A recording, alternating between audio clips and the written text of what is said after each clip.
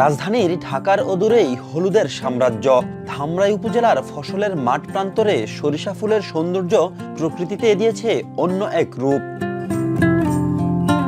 এসব ক্ষেতের পরিচর্যায় ব্যস্ত সময় পার করছেন কৃষকরা। চলতি মৌসুমে ধামরাই উপজেলায় প্রায় ৭,২২০ হেক্টর জমিতে সরিষার চাষ হয়েছে, যার মধ্যে বেশিরভাগ জমিতেই বাড়ি ১৪, ১৭, ১৮ এবং বিনা ৯ ও ১১ জাতের সরিষা রোপণ করেছেন কৃষকরা।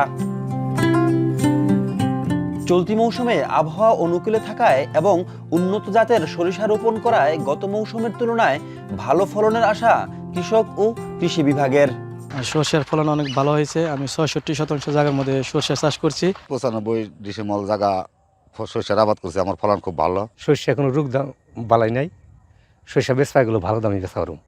সয়াবিন তেলের আমদানি নির্ভরতা কমাতে ও সরিষা চাষের পরিসর বাড়াতে কাজ করছে কৃষি বিভাগ। পাশাপাশি কৃষকদের বিনামূল্যে বীজ ও সার্বিক সহায়তায় তৎপর কৃষি বিভাগ। ৪৫০ হেক্টর সরিষা আবাদের লক্ষ্যমাত্রা দেওয়া হয়েছে এবং ৪৫০ হেক্টরই আবাদের পূরণ হয়েছে।